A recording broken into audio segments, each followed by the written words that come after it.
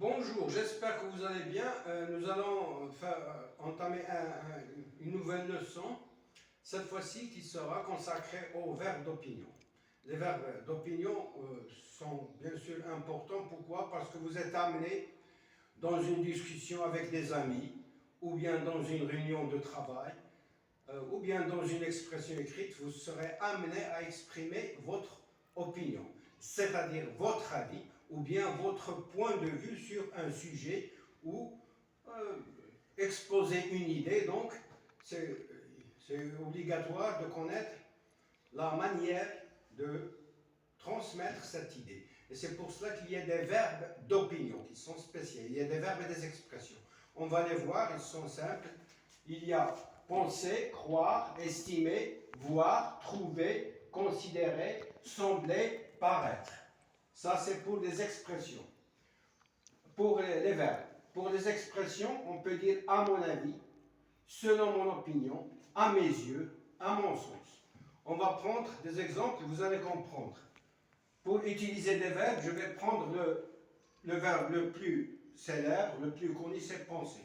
Je pense qu'il peut résoudre cet exercice. Je pense qu'il peut résoudre cet exercice. C'est à la forme affirmative. Si je mets, faites attention, si j'utilise la négation, je dois utiliser le subjonctif.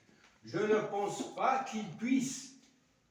Remarquez, le verbe pouvoir, il s'est conjugué au subjonctif, alors qu'ici il était au présent, c'est-à-dire à l'indicatif, présent de l'indicatif.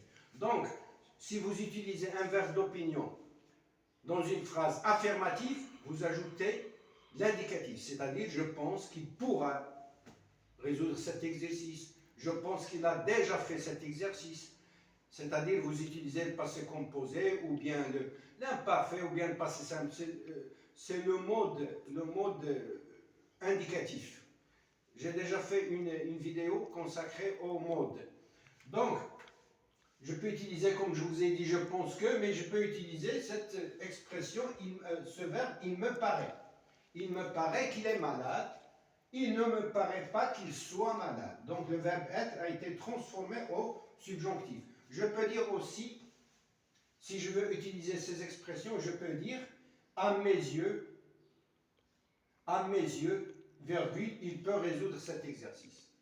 Selon mon opinion, virgule, il peut résoudre cet exercice. À mon sens, virgule, il peut résoudre cet exercice.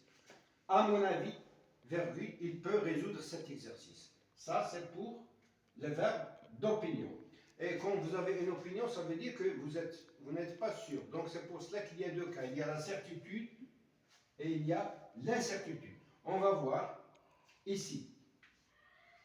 Quand vous êtes sûr d'une idée, vous pouvez utiliser ces expressions. Je suis sûr, je suis certain, j'affirme, j'assure, je suis convaincu. Et bien sûr, plus indicatif. Comme un exemple, je suis convaincu qu'il peut résoudre l'exercice. Mais parfois, vous n'êtes pas sûr. Ici, on a l'incertitude.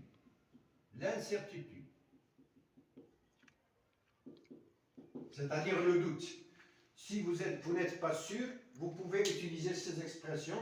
Je ne suis pas sûr, je doute, je ne suis pas certain. Exemple, je suis convaincu qu'il peut résoudre l'exercice. Ça, c'est quand vous êtes sûr. Quand vous n'êtes pas sûr, vous pouvez exprimer je doute qu'il puisse résoudre cet exercice. Donc, dans le doute, on utilise le subjonctif présent, alors que dans la certitude, on utilise l'indicatif. C'est tout ce que je peux vous dire sur les verbes d'opinion et je vous dis à la prochaine, Inch'Allah.